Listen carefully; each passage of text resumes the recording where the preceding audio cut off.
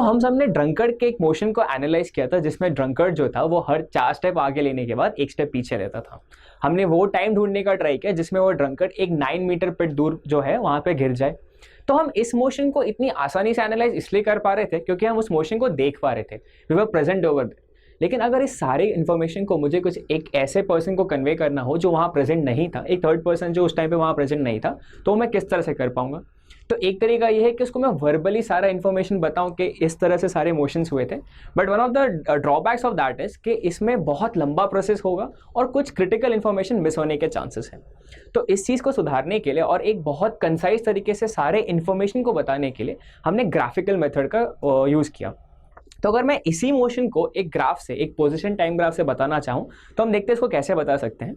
तो यहाँ मेरे पास एक ग्राफ है जिसमें मैंने एक्स एक्सिस पे टाइम लिया जो ड्रंकर्ड लगाता है इस पूरे मोशन में, और वाई एक्सिस पे मैंने उसका पोजीशन लिया जो वो स्ट्रेट लाइन पे मूव कर रहा था। अब मैंने यहाँ जो टाइम है वो सेकेंड्स में है और जो पोजीशन है वो मीटर्स में है। अब मुझे पता है t इक्वल्स टू 0 जो मेरा ड्रंकर्ड था वो ओरिजिन पे था और उसका distance up from the main position कहीं नहीं गया था। तो एट t इक्वल्स टू 0 मुझे पता है कि मेरा y जो यहाँ पे कोऑर्डिनेट ऑफ पोजीशन है वो 0 रहेगा। अब the drunkard takes 1 metre in every 1 second, मतलब as my time progresses t equals to 1 पे मेरा y इक्वल्स टू 1 रहेगा, t इक्वल्स टू 2 पे मेरा y इक्वल्स टू 2 रहेगा, 3 पे 3 रहेगा और 4 पे 4 रहेगा। तो यहाँ तक जो मोशन है वो बहुत फेयरली ऑब्वियस है। तो उसके बाद होता है कि after the fourth step he takes a step backward. इसका मतलब ये कि मेरा टाइम तो बढ़ जाएगा 4 to 5, बट मेरा पोजीशन जो है वो 4 से 3 आ जाएगा because my drunkard is moving backwards now.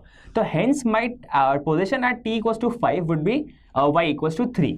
अब इसके बाद वापस मेरा ड्रंकर्ड जो है वो एक स्टेप लेगा हर 4 स्टेप्स तक। तो at t equals to 5 my y equals to 3 and similarly वो बढ़ेगा for the next 4 seconds. After 4 seconds what happens is at t equals to 9 मेरा ड्रंकर्ड जो है वो 7 पे पहुंच गया होगा। Now this is again fourth step, उसके बाद एक स्टेप पीछे लेगा, मतलब at t equals to 10 my position again एक स्टेप पीछे आ जाएगा 7 से, तो वो 6 पे आ जाएगा। Hence at t equals to 10 my y would be equals to 6। अब वो 6 पर आ गया है और 9 मीटर पर उसका पिट है। अब वो स्ट्रेट 3 स्टेप्स लेगा तो पिट में गिर जाएगा, इसलिए मेरे ग्राफ जो है वो 3 पॉइंट्स ऐसे आगे बढ़ जाएंगे। तो पहले मैंने सारे डॉट्स जो है पोजीशन मार्क करते हैं विद टाइम, तो सारे पॉइंट्स प्लॉट कर दिए और उसको मैंने एक स्ट्रेट लाइन से जोड़ दिया जिससे मेरा ये पोजीशन टाइम ग्राफ आ गया। इस ग्राफ की खासियत ये है कि हमने वहाँ पे हर एक स्टेप को एनालाइज करके ट्राई किया था कि वो टाइम मिले। अगर मुझे यहाँ पे टाइम वो टाइम निकालना है जब वो ड्रंकर्ड पिट में गिर जाता है, तो मैं स्ट्रेट फॉरवर्ड ये करूँगा कि मैं यहाँ देखूंगा कि वो जो डिस्प्लेसमेंट था, जो पोजीशन था ड्रंकर्ड का, that was 9 meters away from the main point. तो 9 मीटर के करस्पॉन्डिंग में यहाँ पे एक स्ट्रेट लाइन लूंगा और उसके करस्पॉन्डिंग जो टाइम आएगा मेरा एक्स एक्सिस पे, that would be the time जब वो ड्रंकर्ड पेट में गिर जाता है, जो कि 13 सेकेंड्स हम पहले देख चुके थे। तो आप देख सकते हैं कि ग्राफ को यूज करते हुए हम सारे इन्फॉर्मेशन को कितना सिंपली हम कन्वे कर सकते हैं।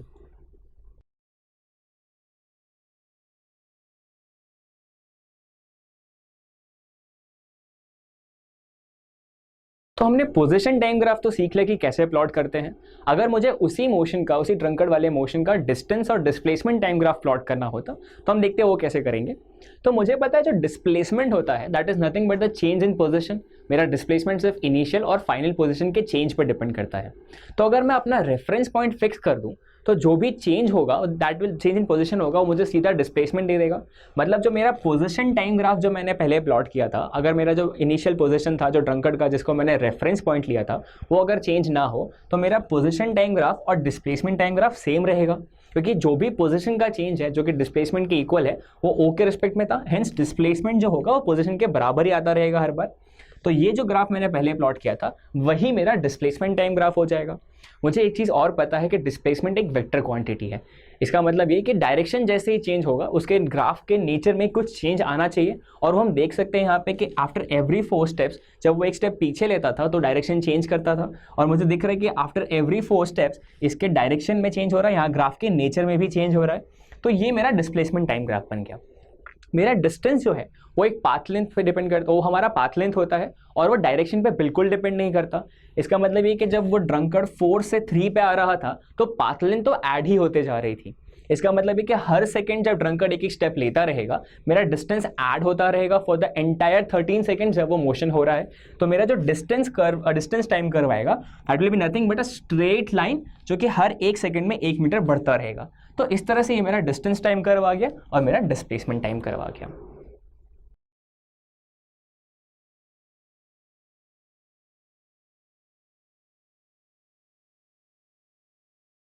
तो अब हम ट्राई करते हैं कि अपने ड्रंकर्ड के मोशन का स्पीड टाइम ग्राफ और वेलोसिटी टाइम ग्राफ प्लॉट करने का। अब मुझे पता है स्पीड जो होता है that is distance by time taken, और जो ड्रंकर्ड है for every step that he takes 1 second and that step length is equal to 1 meter. और मुझे पता है जो स्पीड है that will be constant regardless of the direction of the motion of the drunkard, मतलब चाहे वो ड्रंकर्ड आगे जाए वो पीछे जाए उसकी स्पीड हमेशा कांस्टेंट रहेगी। तो स्पीड मेरा यहाँ पर है 1 मीटर पर सेकेंड। तो मैं अगर स्पीड टाइम ग्राफ प्लॉट करने का ट्राई करूं तो मेरी जो स्पीड टाइम ग्राफ का मैग्नीट्यूड होगा स्पीड का that will be equal to 1 metre per second and it will be constant throughout the entire 13 seconds of the motion of the drunkard. तो वो एक स्ट्रेट लाइन होगी जो 13 seconds तक constant रहेगी। तो ये मेरा स्पीड टाइम ग्राफ हो गया। अब वेलोसिटी टाइम ग्राफ में ट्विस्ट ये आता है कि velocity is a vector quantity. इसका मतलब ये कि जब ड्रंकर्ड अपना डायरेक्शन चेंज करेगा तो वेलोसिटी की वैल्यू भी चेंज हो जाएगी।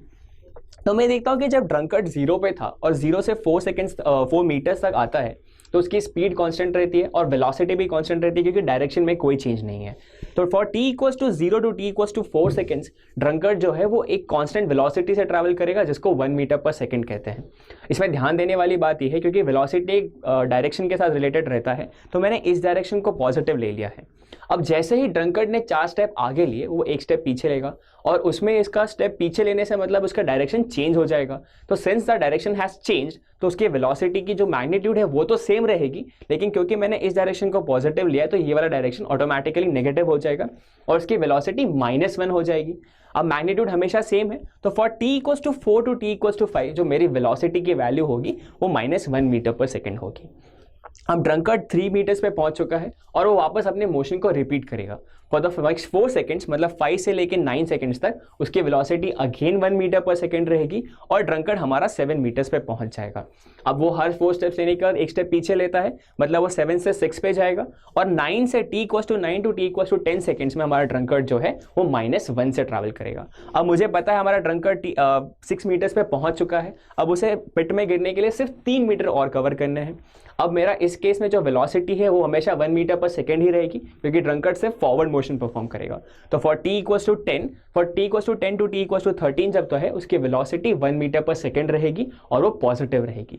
तो कुछ इस तरह से हम देख सकते हैं कि इस ड्रंकर्ड का वेलोसिटी टाइम ग्राफ भी प्लॉट हो गया।